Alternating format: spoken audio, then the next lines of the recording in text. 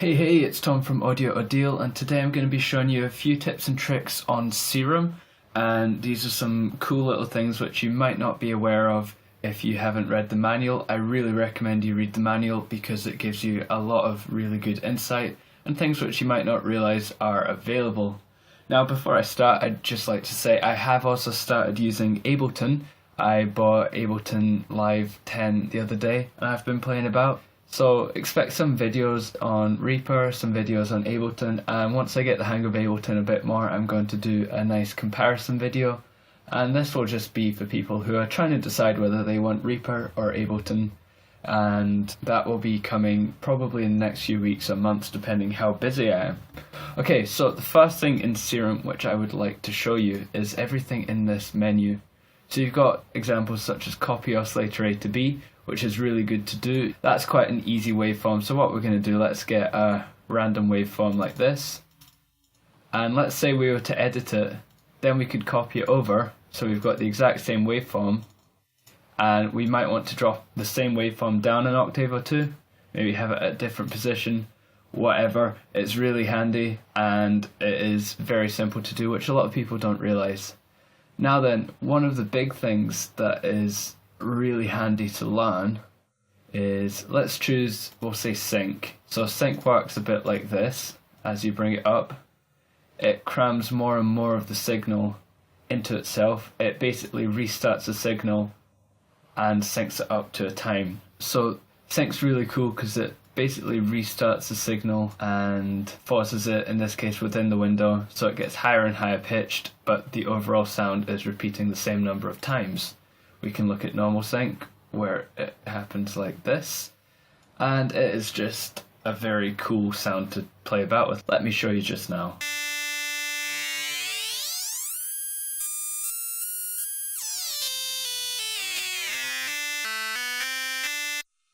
So it retains the note, but it really does bring out the higher harmonics, and so this is a really cool effect to use. Now let me just add an envelope and we'll set it to 1 bar, and we'll just set it to bring the sync all the way up. What we can now do is we can render the warp of oscillator A, and it might take a second, but we'll be able to see it. And if we just disable the sync, we'll get the exact same sound on the wavetable.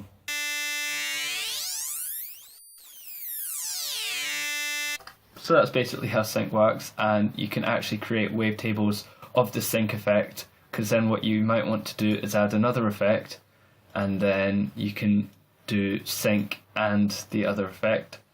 So at the same time we are syncing and mirroring the sound.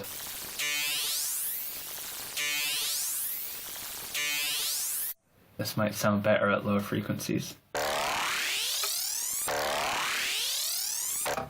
And what we can do, we can again render the warp, and what we'll do, we'll remove all modulators. So we've just got the wavetable, and we can see how this works. You can see the sync effect is now mirrored.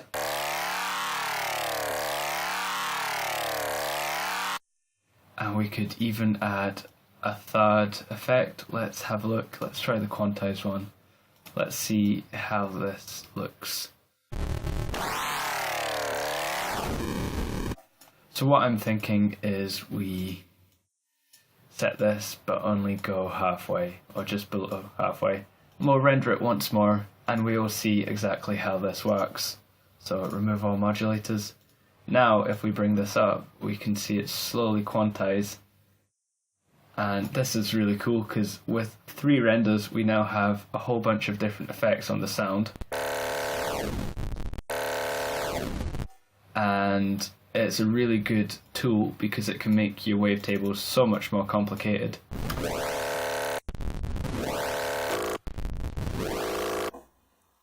So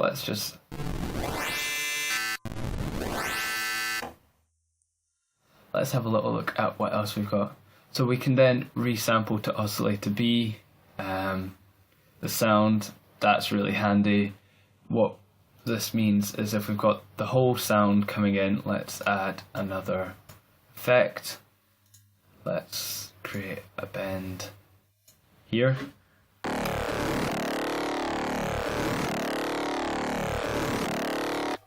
And we'll play about. So we have all this sound coming out, and we might want to add a sub. And finally, let's add a comb filter.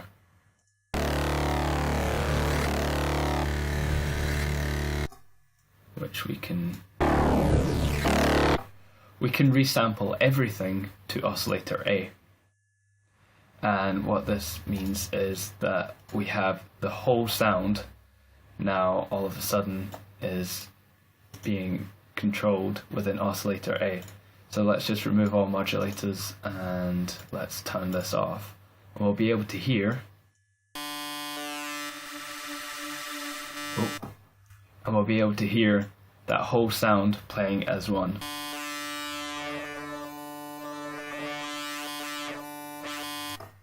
So you can hear that whole sound has resampled in, maybe if we drop it down an octave. And you can especially hear where the comb filter's kicked in. And what we can do, we can add an envelope.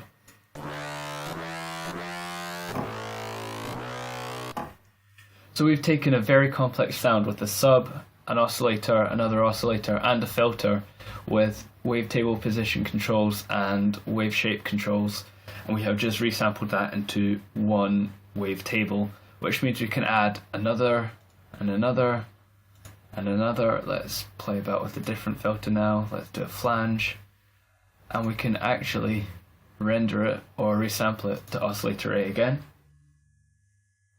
and this will make it different again.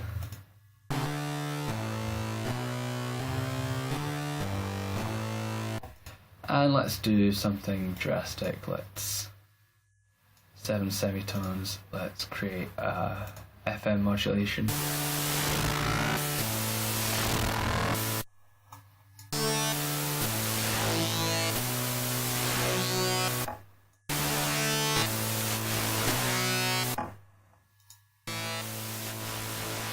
And let's do a different filter. Let's do a low pass.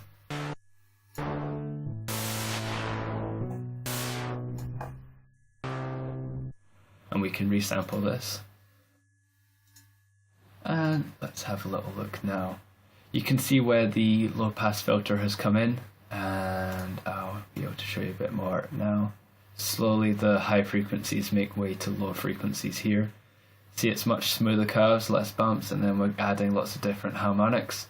So that's a really cool thing to do, and this is why Serum's really great. It allows you to visualize the waves and what's happening.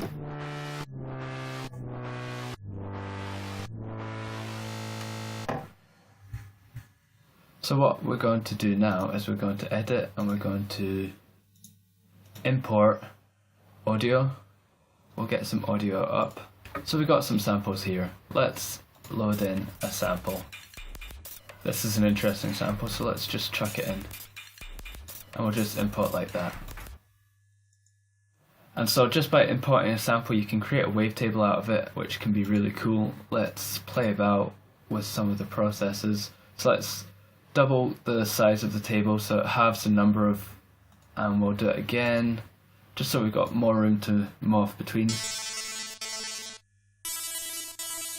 And it also allows us to have a higher frequency, which might be easier to play about with. Let's just spectral morph it. We'll remove the modulator.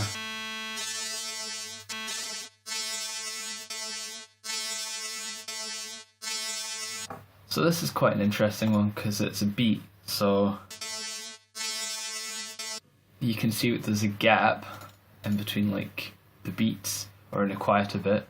What we can also do is process, and we can normalize each of them so they gain separately, which means each frame has something touching the very bottom.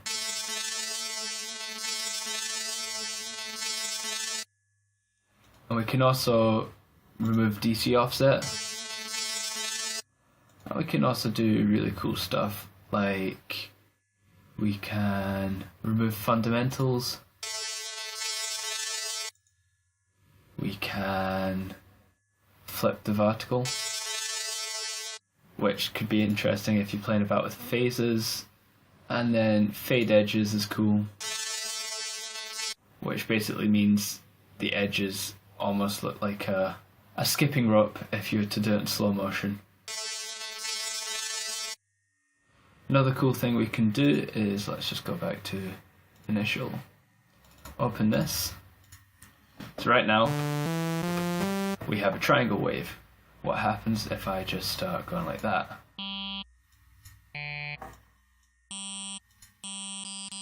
So we're adding frequencies.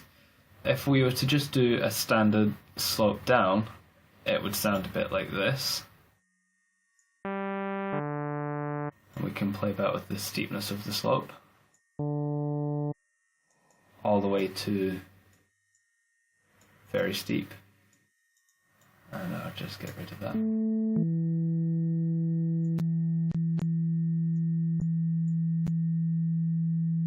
Or we could do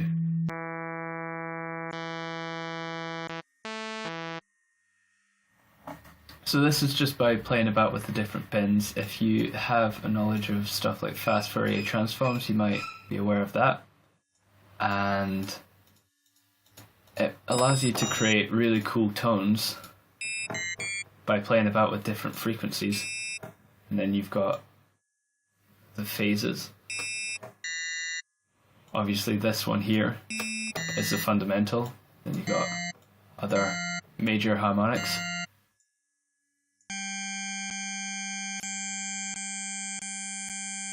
You can hear each time I add a new frequency, but then when I start playing, your brain just creates it into a single note. So let me just add random frequencies.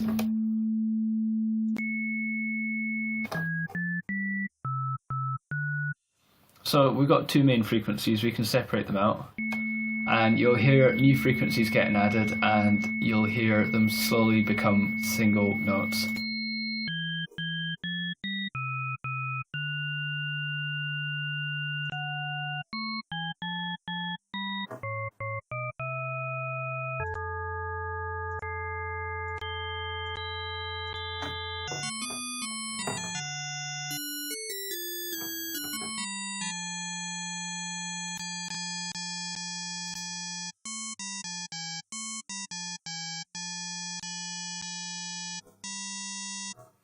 So it's really cool how Serum's a great way of proving that your brain just merges all sounds together into single notes, regardless of what harmonic's coming off it. It then fuses everything together and creates the sound. And that's basically how our voices work. We're not just a single tone, we're not just a single sine wave. We have a range of different frequencies. So for example, this could be like an E sound. And then we could add more down here, and hopefully it's an oo sound. Ooh.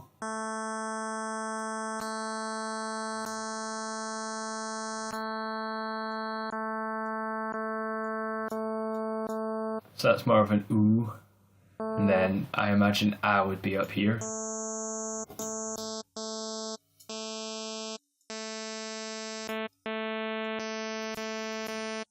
Similar to there. So this is basically how our voices work. Our mouth creates different resonances. So that's cool to play about with in Serum, and it's a very good tool to show people basics of just the physics of sound, and it's a really nice thing to just play about with to get the hang of sound waves. You can watch as I create different square waves within the sound, and it makes it maybe a bit harsher. We can increase the grid size, and you can see how just adding different square waves add different harmonics.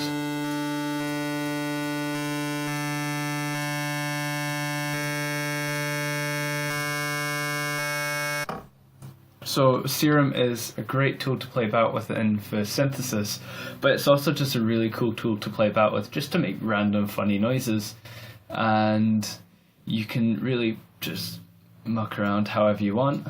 You can create two different waves like this, add a bit of extra frequencies, add some more just random squares in like that. And then what you can do, you can morph them. And if you go back, you can see that wave and that wave, but slowly they morph together into each other. And then you can see exactly how it looks with them morphing together and see how it sounds.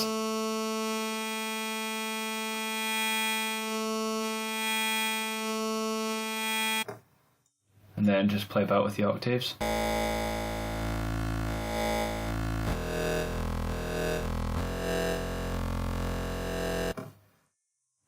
So thank you very much for watching. This was just a little explore of some of the more advanced features and some of the less well-known features of Serum. It's definitely really fun to play about with, and I hope you enjoyed watching. If you did enjoy this video, please give me a like, a subscribe, click on the little bell so you can get notifications for more videos, and if there's any other cool stuff that you want pointed out in Serum, put them in the comments, because there's plenty of other watchers that will really benefit from it. Plenty of people just don't like reading the manual, and it's something that I strongly recommend people do, because all of a sudden you have this great power at your hands and you can make amazing sounds. One final thing, I do have a storefront on Teesprings with some of my merchandise, and this is just to help me support the cost of running the website, get some better video gear so I can do better content, all that stuff. And I have an EU store and I've got an American store, and it just really helps support me, supports the channel. All the money that I make from it goes straight back into the channel,